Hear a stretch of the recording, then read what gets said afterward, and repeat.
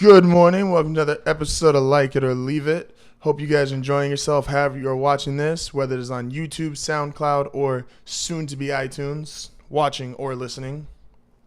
So we obviously got NBA draft talk.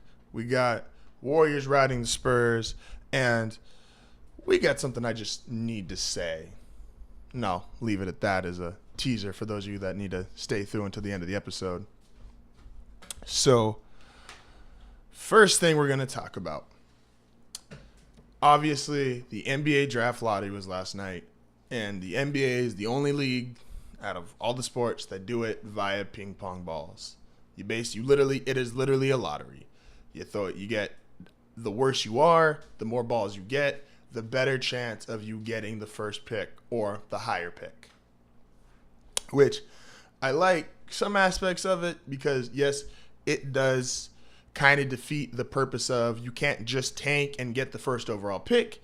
But as we've seen, there's obviously flaws with that system and quote-unquote NBA Illuminati rigging the lottery. What was not rigged was the fact the Celtics got the first pick. They were statistically supposed to get the first pick because Brooklyn is that terrible and they have Brooklyn's pick. So they were supposed to get it. Thank you, Brooklyn. What the Celtics should do, even though I don't think they will do, is play off of desperation. Not their own desperation, but the desperation of an all-time great team that wants to be great again and an up-and-coming team that is learning how to be great. Anytime, there's desperation all the time in sports. You can tell when a team is really like, hey, I need to go get that guy because that guy's going to make my team better. Not knowing what's going to happen. And with the drafts, it's all a crapshoot. It's a really unproven science. It's kind of like the lottery. With that, desperation not just happen in sports. It happens in real life. You know? There's people who every day will get a worse deal because they can afford the worst deal instead of waiting for the better deal. You know, you sit there and you buy groceries, for example, or food.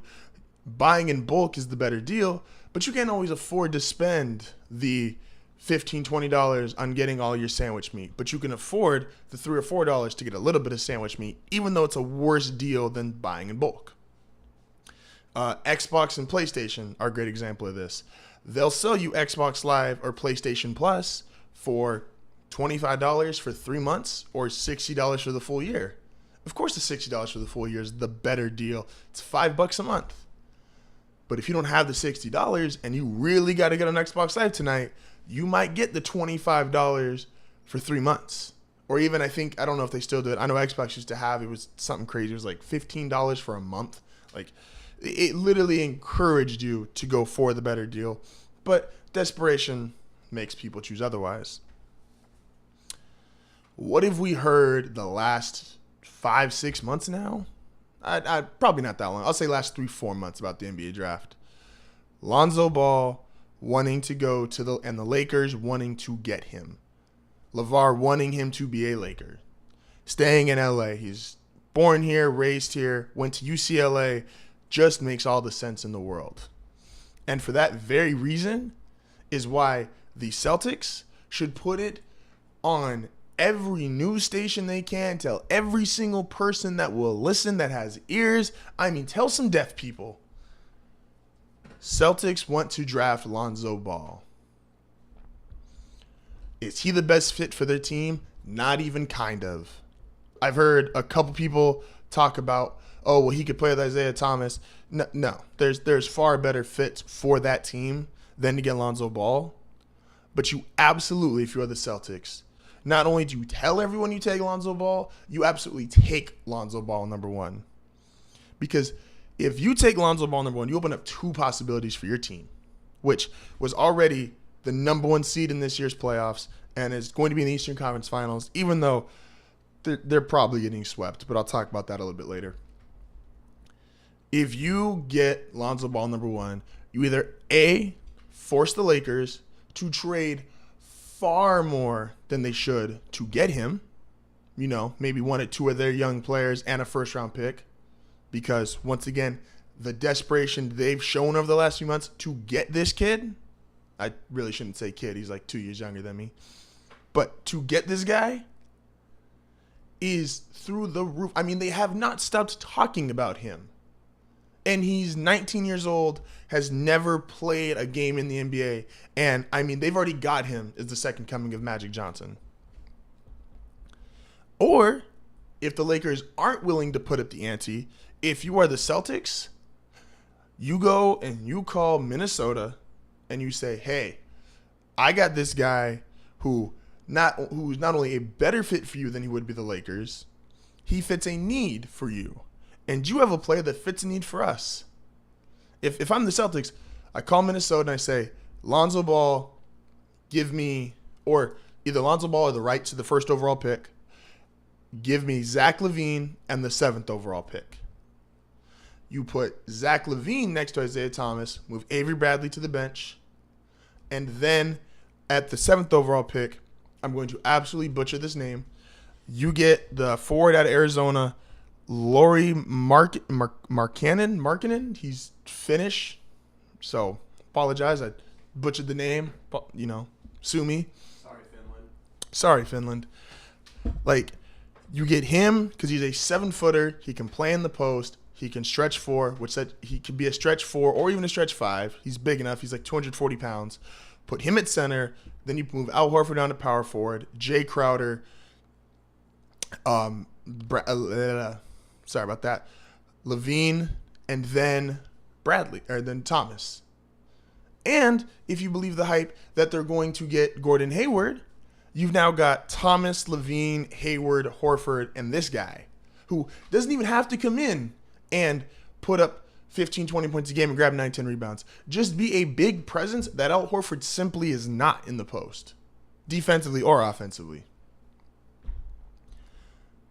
The Celtics are the only team that drafted last night that knows they're going to be good next year, they're well run and already in a position of power and can play off the desperation of the Lakers, who are on 4 years of being terrible, the Timberwolves, who are a franchise of terrible.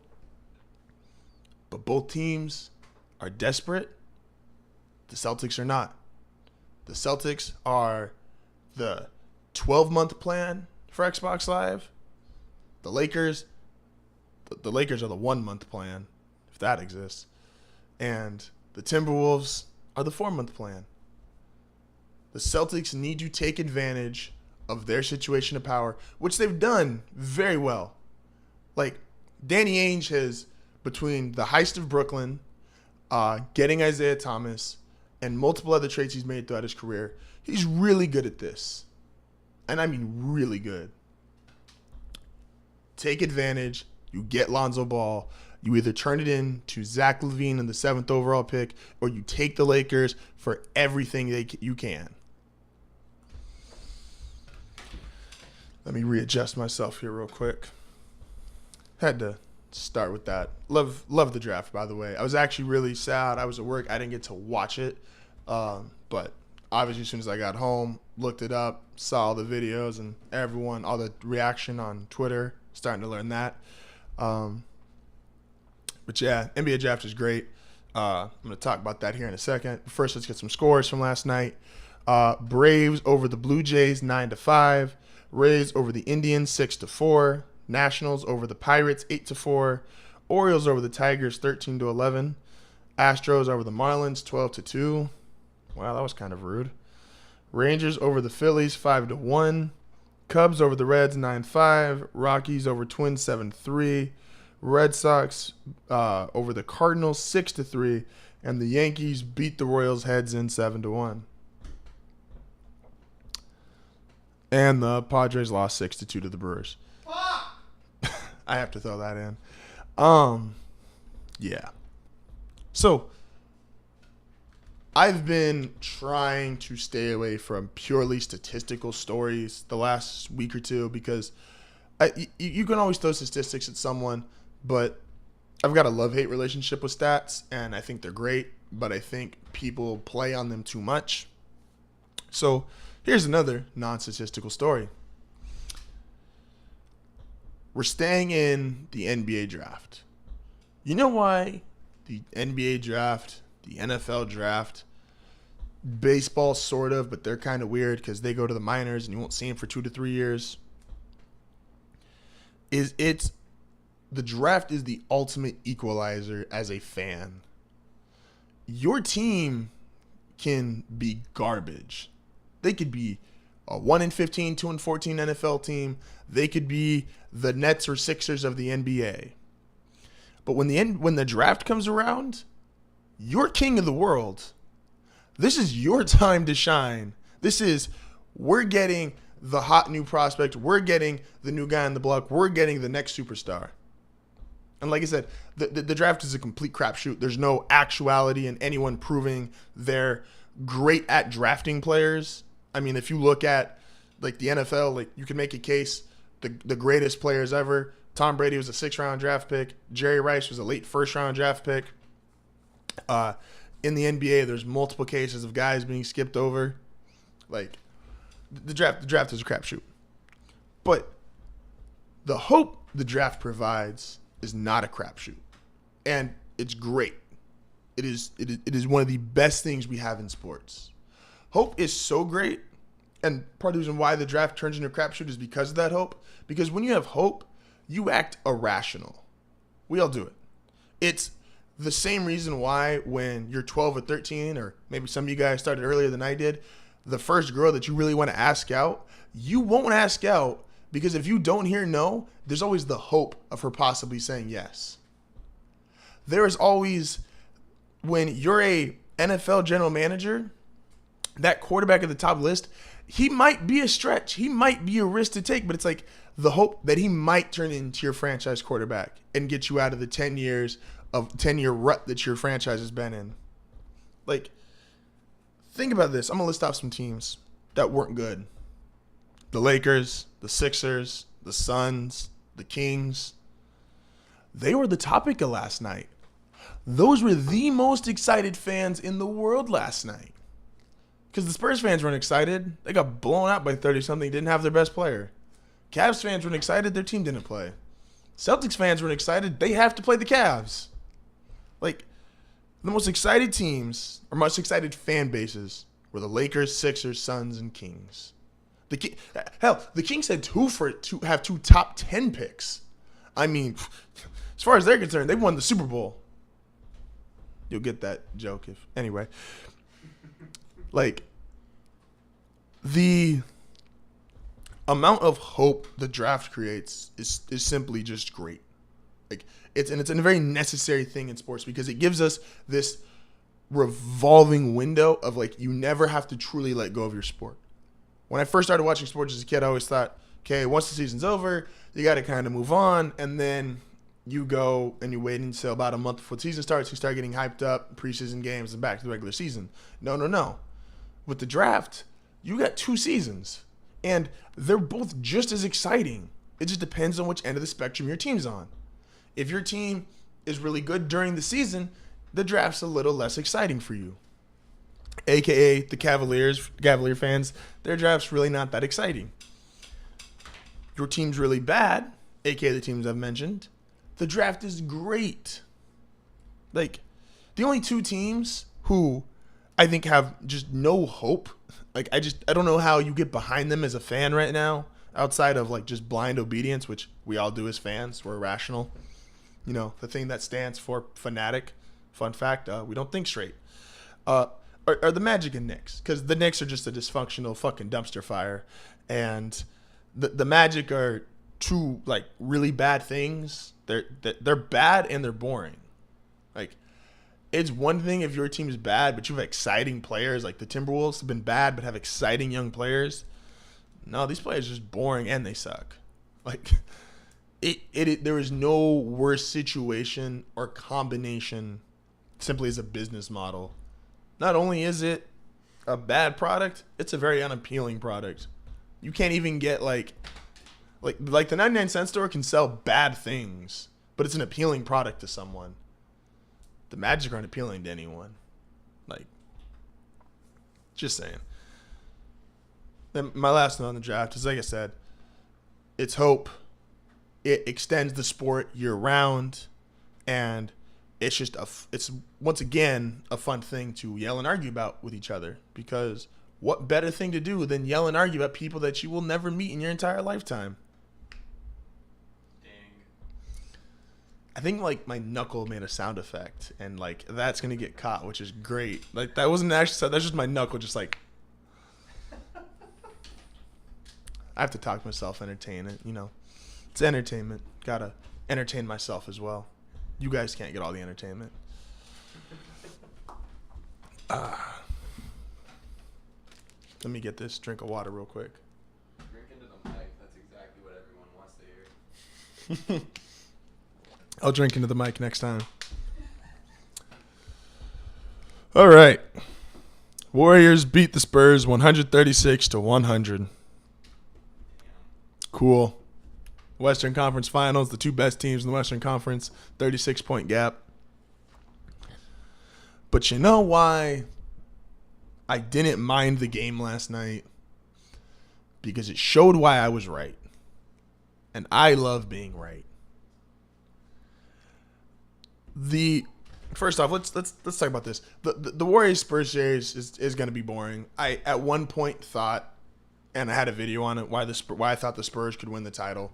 I had a video last week where I was like, or I'm sorry, even on Monday, I had a video where I was like, hey, these are reasons why San Antonio could beat Golden State.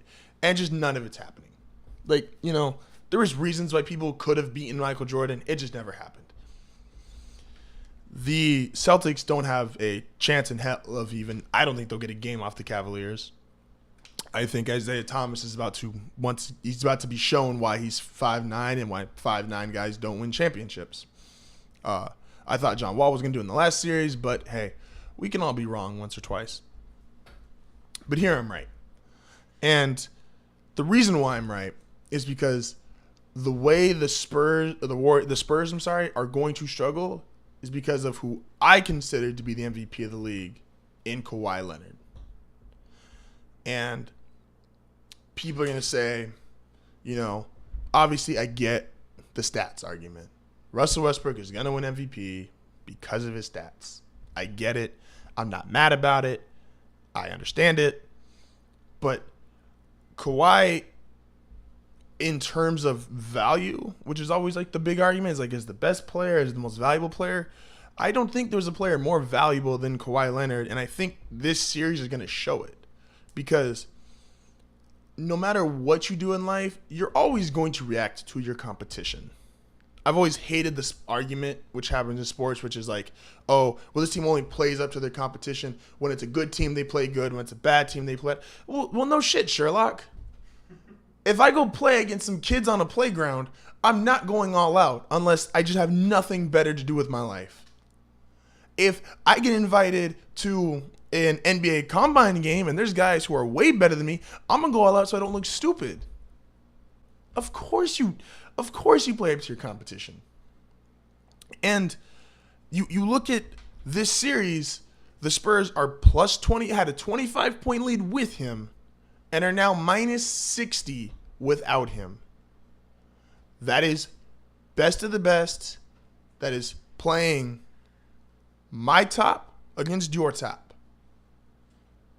And that is the difference of Kawhi Leonard. Like, people, and the stat was thrown around all year, like, oh, they were 8-1 without him. It's like, yeah, but who'd they play? Outside of the one game against the Warriors, which the Warriors benched all four of their guys, hell, Andre Iguodala got the day off. And he's not even a starter. And I don't want to hear about, oh, he was the finals MVP. That was a BS finals MVP. The teams they played were some trash. Some hot garbage, if you want to get a better term. When they play, and it's like, I don't even want to hear about the Houston game. Oh, well, in game 6, they didn't need them. They won by 40 points. James Harden played like some hot trash. James Harden looked like he took X before the game. Like, if you play the worst game of your career, I don't care what the other team does. They're probably going to win because Houston wasn't that great of a team outside of like their individual players aren't that great besides Harden. And that was the whole reason why he had an MVP consideration because he lifted the team. So what happens if you lift the team and you put the team on your shoulders? When your shoulders don't work, the team falls through a fucking hole. I talked to a very elderly man about sports all the a good amount. And one thing she said is like certain guys, they're supposed to make it. Certain guys aren't supposed to make it. But the guys who are supposed to make it, it shouldn't be a surprise when they're really good. It shouldn't be a surprise or an accomplishment when Kobe scored 30 or when LeBron scored 30. They're supposed to do it. They were made to play basketball. Kawhi Leonard was one NCAA tourney run falling short from either going in the second round or just not getting drafted or not thought of.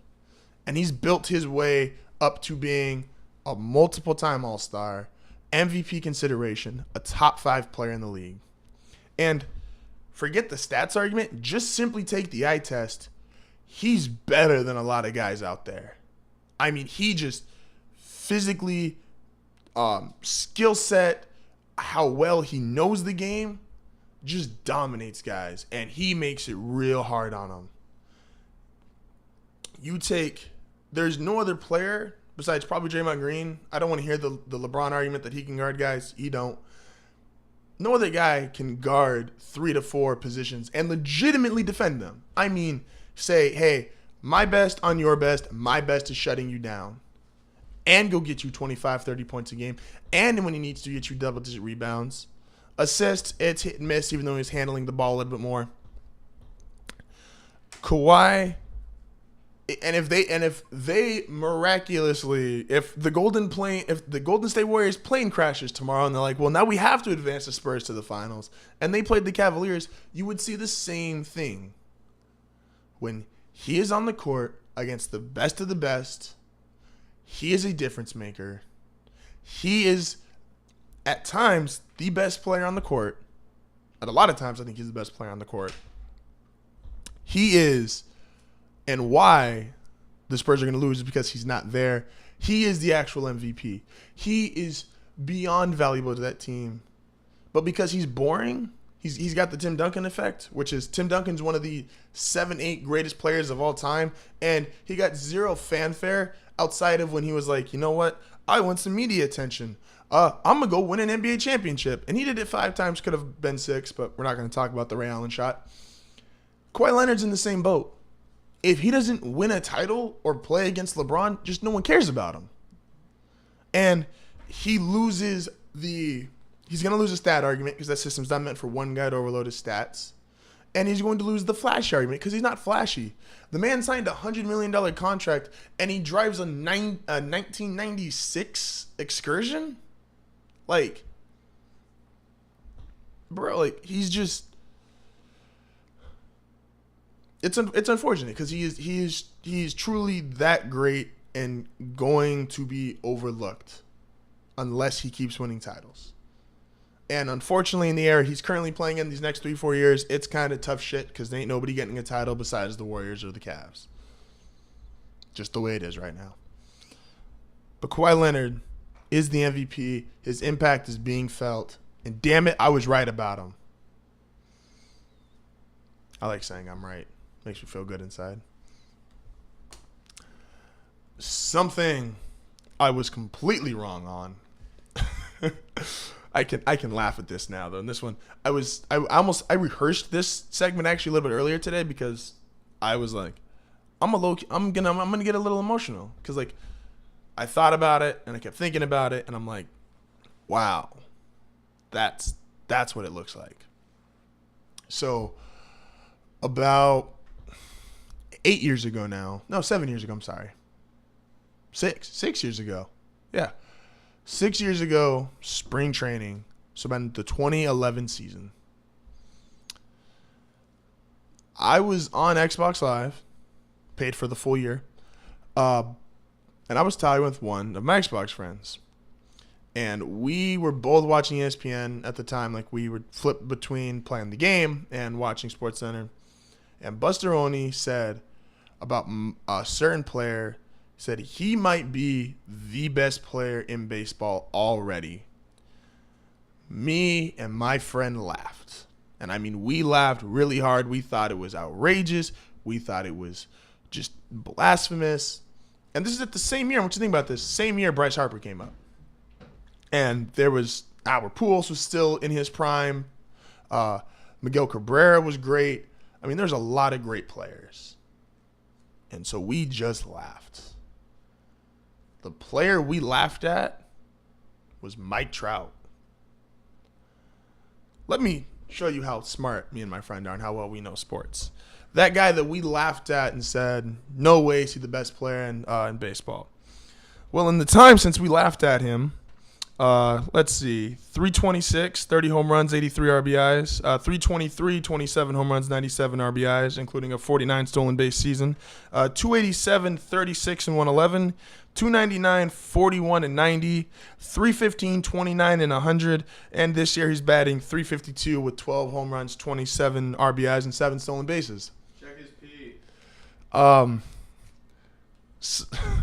So as right as I feel like I was on Kawhi Leonard, we were clearly dead fucking wrong on Mike Trout.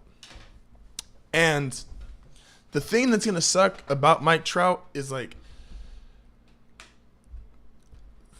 the Angels are so bad, but this dude is that great. I mean, like, there is, when you talk to old people and they're like, oh, well, you never saw such and such, and that's why you don't really know what greatness is, because this guy was great and he was before his time, and you guys just don't know him, and you're young and you're stupid millennials. I truly feel bad for anyone born like 7-8 years from now, because they're not going to see Mike Trout, who's officially in, like, I don't even know what kind of air you put him in. Like, I was talking with another one of my friends the other day, and I'm like, he might really be the greatest player ever. And, like, it sounds blasphemous, but it's like, if you take a guy's peak of his career when he's really at the top of his game, tell me someone who's better. I always used to think maybe not the greatest ever, but there were 3 guys I was really sad I didn't get to watch in real time, because I think it was truly a transcendent sports experience. Cheating or not, Barry Bonds on an everyday basis, I think, was something special. I think Barry Sanders was something special. And I also believe that, excuse me, apologize for that. Yeah. Puke.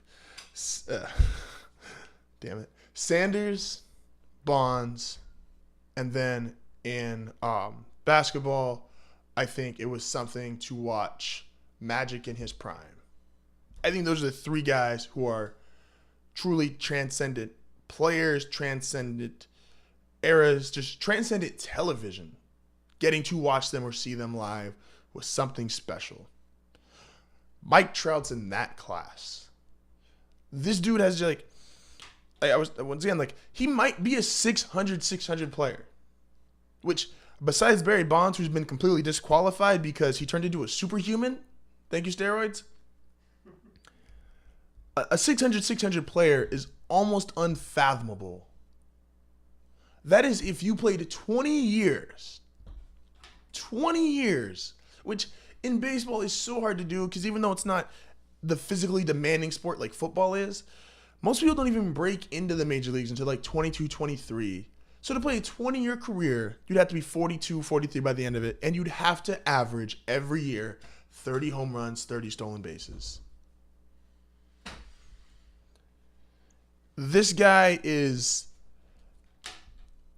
I never thought that, like, I will always say Albert, before him, it was Albert Pujols. I didn't think I was going to see another one of him. Albert Pujols was so transcendently he's only had 2 years where he hasn't hit 30 home runs, which is an insane stat. He was like a 330 batting average for the majority of his career until the last 2-3 years where he fell off. Like, was such a great all-time player. I mean, guys were just scared shitless of him. Like, he got intentionally walked second to only Barry Bonds. Ken Griffey, as far as like when I watched highlights and old film of guys, I'm like, that's what the greatest player ever looks like. And Ken Griffey got to 600 home runs, and he missed like 200 games due to injuries. Like, he could be the home run king. Mike Trout's better than both of them. And I no longer even think it's close. He can hit for just as much power as either of them. He could run just like Ken Griffey. He's in a complete different league than Albert Pujols when it comes to running. Plays center field just as well as Griffey does. And he doesn't get hurt. Which is the one thing that, would separate him from Griffey is the durability. Griffey threw his body around everywhere, which is great for highlights, not great for his team or great for his, sustaining success. Like, he's only been in the playoffs once. But he's still, and I mean, it's not even close anymore. Like, there's guys trying to argue, like, in other sports, like, is this guy, who's the second best quarterback to Brady? And it's like, you can make some arguments. Who's the second best player to LeBron? And make some arguments. There was no argument to who was the second best player in baseball. It does not matter. It is such a far drop off.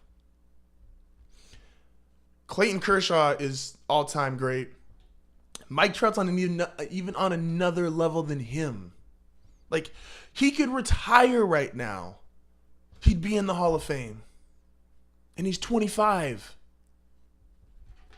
When he was my age, he hit 36 home runs and 111 RBIs. I'm going to be 23 this year. He hit 41 home runs, got 90 RBIs. It sucks that he's in baseball, and it's the only sport you can't really just lift a team up by being that great. But this man is every bit of that great. This man is every bit of has a chance to be the greatest player of all time. And I truly feel sorry for people that will not get to see him. I've made it a goal. Like, he's one of my, next time he comes to San Diego, I'm going to that Padre game. I will buy tickets for all 3 of those Padre games. And the Angels suck and the Padres suck. Shut up. But that man, that's something special. Like, I don't even have enough words to talk about like how incredibly special this man is. Like, he's going to be he's a chance to be in the 200 home run club by 26. That's absurd. And his contemporary Bryce Harper was the LeBron of the baseball. He was the chosen one. He was what they're supposed to look like. And he's been outclassed in every single way by Mike Trout. The first year when Harper had his MVP year, they're like, did he close the gap? He's not even close. It's Grand Canyon and Yellowstone are the 2 biggest chasms we have on Earth. If you want to call them that. That's about the space between Mike Trout and Bryce Harper. That's about the space between Mike Trout and every other person living playing baseball right now. Appreciate that man. What I do also appreciate is the likes on Instagram, the Facebook, the word of mouth, Snapchat, Twitter. Appreciate the SoundCloud views. Like, all that stuff helps you guys. Just submitted my thing. Like I said the other day, I submitted to iTunes, hoping to get that up here in another day or 2. And yeah, just keep the support coming. Appreciate every bit of it. And I will see you guys tomorrow.